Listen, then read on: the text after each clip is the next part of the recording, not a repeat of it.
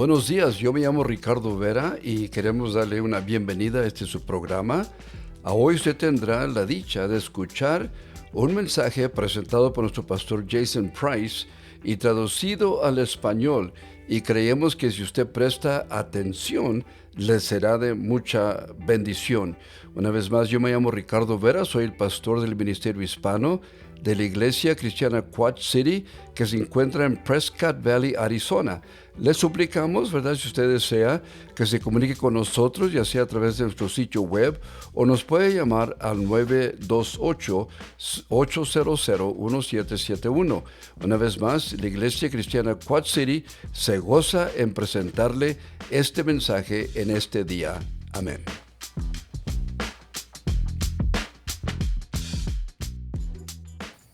Bienvenidos, mi nombre es Natalia Hernández y voy a estar traduciendo el mensaje del pastor Jason, uno de los pastores aquí en la Iglesia Cristiana Quad City. Nos alegra que se haya sintonizado a escuchar el sermón de hoy. Hoy vamos a estar continuando nuestro mensaje sobre las 7 iglesias de Asia Menor, que están registradas en el libro de Apocalipsis. Todas estas iglesias surgieron del ministerio de Pablo cuando ministraba en la ciudad de Éfeso. Eso fue alrededor del año 55 después de Cristo. Estos mensajes de Jesús a estas iglesias fueron enviados alrededor del año 95 después de Cristo, lo que significa que estas iglesias se han mantenido fuertes durante aproximadamente 4 décadas. Y como se imaginarán, Jesús tiene cosas buenas que decir sobre ellas y otras no tan buenas. Cada mensaje a cada una de las iglesias es un poco diferente, porque las situaciones en cada iglesia son distintas. Pero cada una de las iglesias y sus mensajes nos resulta útil para comprender qué espera Jesús de su iglesia, especialmente de esta iglesia llamada Quad City. Hoy vamos a profundizar un poquito en la iglesia de Pérgamo. Así que si tienen su Biblia, ábranla a Apocalipsis capítulo 2. Comenzando por el versículo 12. Antes de empezar con la carta, quiero contextualizar. Como mencionamos la semana pasada, todas estas ciudades y por lo tanto estas iglesias están situadas en Asia Menor, lo que actualmente conocemos como Turquía. Y todas son ciudades importantes, siendo Éfeso la más importante sin duda. Pero como veremos, la segunda más importante de las 7 probablemente sea Pérgamo. Se estima que Pérgamo tenía una población de entre 150,000 y 200,000 habitantes, que para ese tiempo era una ciudad enorme. Fue un epicentro político y religioso del Imperio Romano en Asia Menor. Incluso fue la capital oficial de Asia Menor antes de que Éfeso se convirtiera en la ciudad dominante. Además de su influencia política y religiosa, Pérgamo fue famosa por la invención y perfeccionamiento del pergamino.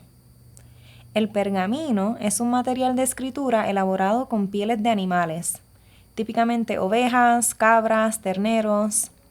Al ser piel animal, era mucho más duradero que los rollos de papiro. El pergamino se inventó y se perfeccionó en Pérgamo. De hecho, el nombre griego era pergamini, que literalmente significa de Pérgamo. La forma latina se convirtió en pergamena y de ahí surgió la forma española de la palabra pergamino. Y debido al uso del pergamino, Pérgamo contaba con la segunda biblioteca más grande del mundo antiguo. Esta biblioteca albergaba unos 200,000 volúmenes. Quizás no te parezca un gran número, pero para ese tiempo, donde todo se escribía a mano y no existían los bolígrafos, era enorme. Pero si hoy vas a Pérgamo buscando la biblioteca, no la vas a encontrar, porque se consideraba tan grandiosa que el general romano Marco Antonio llegó, se llevó toda la colección de Pérgamo y la presentó como regalo de bodas a su esposa Cleopatra. Pero lo más importante para nuestro texto de hoy es que Pérgamo era el epicentro del culto imperial, o sea, el culto al emperador. De hecho, Pérgamo fue la primera ciudad de Asia Menor en construir un templo para un gobernante romano. Construyeron uno para el propio Augusto. Ahora, cuando digo templo, no era solo un lugar donde se honraba al emperador, era un lugar donde se le adoraba. Debía ser considerado una deidad y adorado como tal. No era el único. El culto al emperador se convirtió en la norma en Pérgamo. Y para el tiempo en que se escribe esta carta, ya no se le da culto al emperador Augusto, sino a Domiciano, a quien se le otorgó un estatus similar al de Dios, mientras Jesús escribía este mensaje. Domiciano se erigió como Dios y esperaba que todos lo adoraran como Dios. Se podía adorar a otros dioses, pero la primera lealtad debía ser hacia él. Y si no lo fuera, te mataban. Y Pérgamo era el centro del culto imperial en Asia Menor. Como se pueden imaginar, eso dificultaba mucho la vida de los cristianos que vivían en esta ciudad. Se esperaba que afirmaran que César ese es el Señor y que se les rindiera homenaje al entrar en el mercado, en las fiestas y en las celebraciones locales. Y cuando eres seguidor de Jesús, solo puedes declarar que Jesús es el Señor. También había otros templos y dioses allí. En Pérgamo estaba el famoso templo de Zeus, conocido como el dios de todos los dioses. Si vas allí hoy, no hay nada más que la plataforma de lo que era el templo. El altar fue llevado a Berlín en la década de 1940. Adicional al templo al emperador, al templo de Zeus, también estaban los altares de Atenea y de Demáter. También estaba el mundialmente famoso centro de sanación de Asclepio. Asclepio se conocía como el dios de la sanación. Era un enorme complejo de templos al que viajaban personas de todo el mundo. Los colocaban en cama y los ponían en trance, donde tenían sueños que ayudaban a determinar qué andaba mal para poder sanar. Si ves una imagen de Asclepio, lo verás sosteniendo un bastón, con una serpiente enrollada alrededor. Es la misma imagen que todavía se utiliza en el ámbito médico. Ese es el contexto del mensaje que Jesús tiene para la iglesia en la ciudad de Pérgamo. De nuevo, una ciudad famosa por el culto imperial. Y esto es lo que Jesús le dice a la iglesia en Apocalipsis 2, versículo 12. Y escribe al ángel de la iglesia en Pérgamo: el que tiene la espada aguda de 2 filos dice esto. Como mencionamos en la semana pasada, Jesús elige presentarse a cada iglesia usando una imagen de la revelación que Juan vio en el capítulo 1. Y no creo que haya elegido hablar de la espada por casualidad. Volveremos a eso en breve.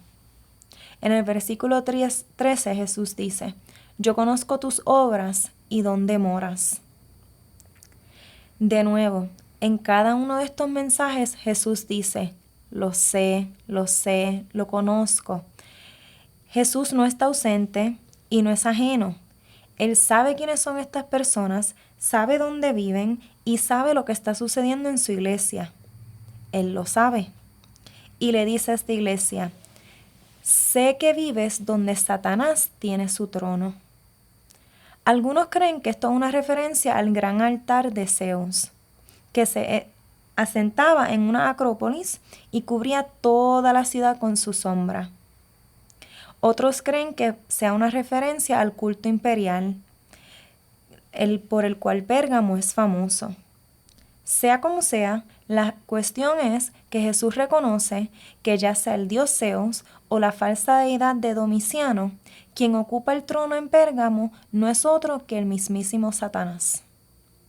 En el versículo 13 continúa: yo conozco tus obras y dónde moras, donde está el trono de Satanás. Pero retienes mi nombre y no has negado mi fe. Ni aun en los días en que Antipas, mi testigo fiel, fue muerto entre vosotros, donde mora Satanás.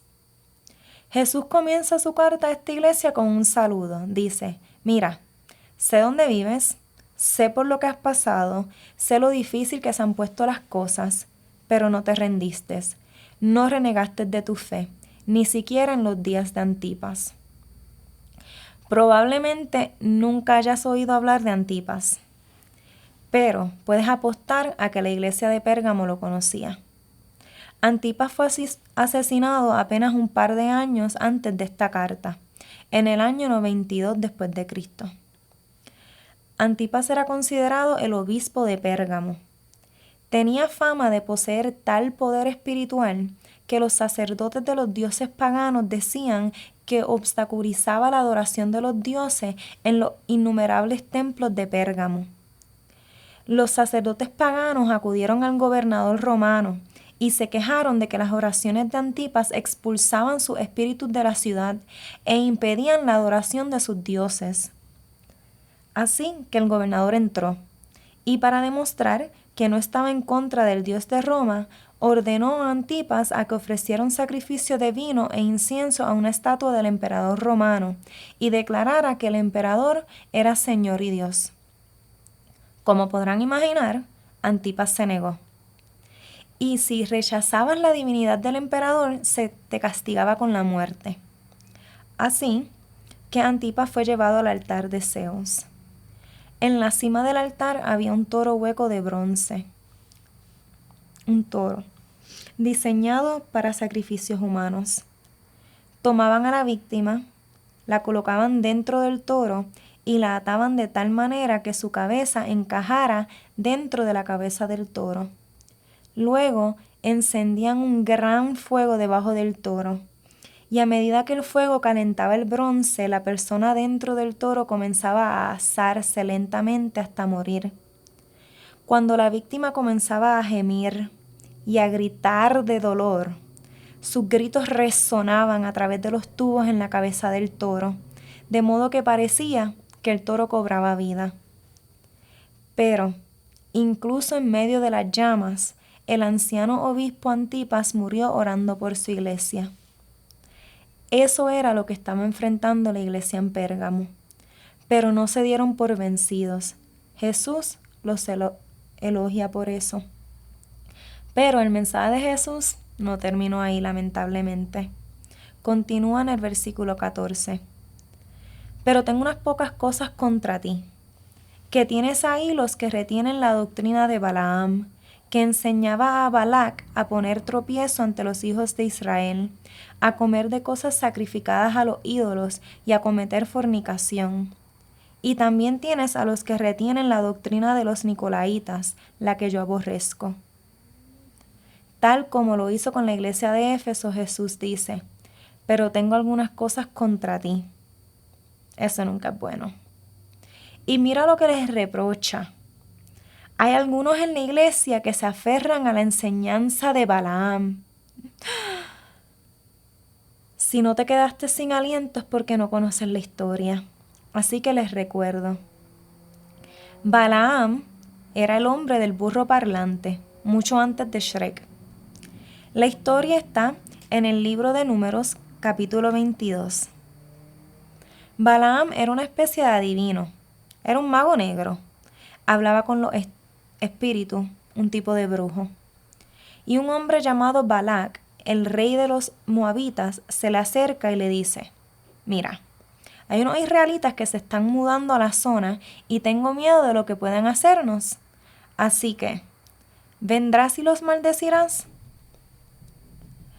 Balaam está muy dispuesto por buen dinero y va. Pero en lugar de maldecirlos, cada vez que abre la boca para maldecir al pueblo, Dios lo hace bendecir a los israelitas. Como pueden imaginar, Balac no le está pagando a Balaam para que hiciera esto. Así que Balaam ideó un plan y dijo, no puedo maldecirlos, pero esto es lo que deben hacer. Envíen a algunas de sus jóvenes guapas a donde están los jóvenes israelitas y hagan que se pavoneen. Hagan que los jóvenes deseen a estas chicas. ¿Se entienden a lo que me refiero? Digan a las chicas que seduzcan un poco a los chicos, que se pongan nerviosos y luego se vayan. Cuando los chicos vengan tras las chicas, que las chicas le digan, nos encantaría estar con ustedes, pero no podemos a menos que vengan a adorar con nosotros. Luego, que vayan al templo y adoren con las chicas, y cuando lo hagan, su Dios los castigará por su desobediencia. Ese era el plan y se ejecutó a la perfección. Los israelitas comenzaron a perseguir a la mujer moabita, tomándolas como esposas y adorando a sus dioses.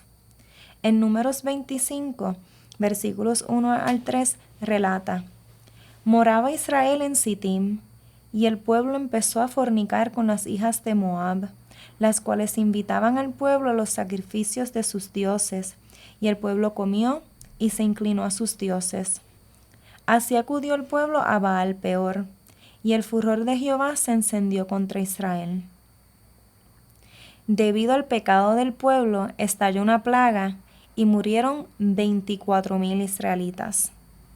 Desde entonces, la historia de Balaam se convirtió en una advertencia sobre qué sucede cuando el pueblo de Dios se acomoda a la cultura que los rodea. Ahora, volvamos a Pérgamo. Jesús le dice a esta iglesia: bien hecho, no se han dado por vencidos, han soportado la persecución y no se han dado por vencidos, eso es bueno. Pero tengo unas pocas cosas contra ti, que tienes ahí a los que retienen la doctrina de Balaam, que enseñaba a Balac a poner tropiezo ante los hijos de Israel, a comer de cosas sacrificadas a los ídolos y a cometer fornicación. Y también tienes a los que retienen la doctrina de los nicolaitas, la que yo aborrezco. Jesús dice: hay un problema. Han permitido que personas que siguen el camino de Balaam formen parte de su iglesia. Tienen personas que se parecen a todos los demás fuera y actúan como todos los demás en el mundo. No hay una diferencia marcada entre cómo viven ustedes y cómo viven los demás en la cultura. Han dejado que la cultura que los rodea dicte cómo viven. El problema no era que la iglesia estuviera en Pérgamo, sino que Pérgamo estaba en la iglesia. Había personas en la iglesia que se parecían y vivían como todos los demás. Hay una palabra elegante para eso. Se llama sincretismo. El sincretismo ocurre cuando los cristianos deciden que está bien integrar la cultura del mundo a la iglesia. Es cuando los discípulos deciden que se puede vivir como el mundo y seguir llamándose cristiano. En Pérgamo significaba que se podía asistir a las fiestas del templo y comer la carne sacrificada a los ídolos. Se podía ir al templo y tal vez incluso participar en las actividades picantes. Se podía reconocer al César con el corazón, siempre y tanto se reconociera a Jesús en el corazón. Especialmente si les costaba algo económicamente o relacionalmente y, por supuesto, físicamente. El sincretismo no ha cambiado mucho. Hoy en día significa: puedes vestirte como el mundo y hablar como el mundo, ver los mismos programas y escuchar la misma música, adoptar la creencia secular de que el matrimonio es un contrato y el divorcio siempre es una opción, adoptar la prioridad secular en tu crianza y en cómo inviertes tu tiempo.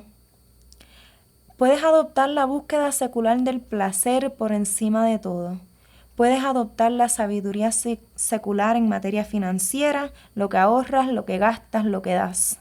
Y aún así, llamarte seguidor de Jesús. Puedes adoptar la lealtad e identidad secular con tu partido político favorito. Y quizás el más importante de todos, como se indica en el texto, puedes adoptar la visión secular de la sexualidad y aún así ser cristiano. Puedes disfrutar de material sexualmente explícito, ya sea en OnlyFans o en Instagram, o, porque no es tan malo, vamos a consumir el contenido en Netflix, que, total, eso no es pornografía. Puedes acostarte con quien quieras antes de casarte.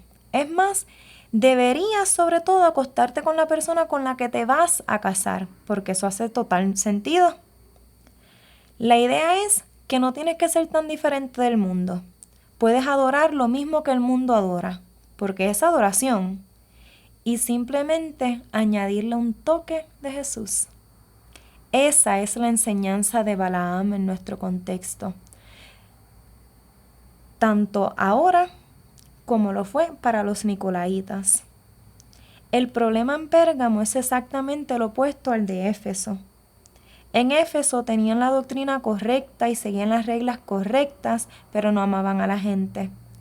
En Pérgamo la doctrina era sospechosa y la obediencia era opcional. No importaba cómo te comportaras, solo importaba lo que decías creer. Si dices ser cristiano, eso es todo lo que importa, sin importar cómo vivas. Una iglesia estaba llena de legalistas y la otra de liberales.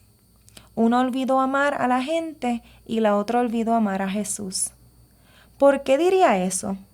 Yo no lo dije. Lo dice Jesús en Juan 14:15. Si me amáis, guardad mis mandamientos. Esta era una iglesia que permitía a la gente vivir y hacer lo que quisiera, en nombre de la tolerancia. Aceptaban a cualquiera y a todo. Y entonces Jesús le dice en el versículo 16, por tanto, arrepiéntete, pues si no, vendré a ti pronto y pelearé contra ellos con la espada de mi boca. Jesús dice, arrepiéntanse o apártense de su pecado, y si no lo hacen, lucharé contra ellos con la espada de mi boca. Jesús dice que si se permiten ser simplemente un reflejo de la cultura en la que viven, en vez de un reflejo de Cristo, vendrá y estará armado para la lucha. Jesús dice, a menos que se arrepientan, vendré como adversario, no como defensor. Y al menos me resulta interesante que a esta iglesia, que sigue los caminos de Balaam, Jesús le dice, vendré con la espada. ¿Por qué? ¿Alguien quiere adivinar cómo murió Balaam? En Josué capítulo 13, versículo 22 dice, también mataron a espada los hijos de Israel a Balaam el adivino, hijo de Beor, entre los demás que mataron. Balaam murió a espada en una pelea, y Jesús le dice a esta iglesia, su destino será el suyo si siguen sus pasos. Pero, ¿cómo hacen con todas las iglesias? Jesús tiene buenas noticias para quienes toman sus palabras en serio. En el versículo 17 dice, el que tiene oído, oiga lo que el Espíritu dice a las iglesias. Al que venciere, daré a comer del maná escondido, y le daré una piedrecita blanca, y en la piedrecita escrito un nombre nuevo, el cual ninguno conoce sino aquel que lo recibe. Jesús promete 2 recompensas para quienes venzan. Primero, el maná escondido. El maná era el pan del cielo que se le daba a los israelitas cada mañana durante su viaje de 40 años hacia la tierra prometida. Había cristianos que abnegaban su fe y aún disfrutaban de las fiestas ofrecidas en los templos paganos. Buscaban la comida en esos templos, comida ofrecida a los ídolos.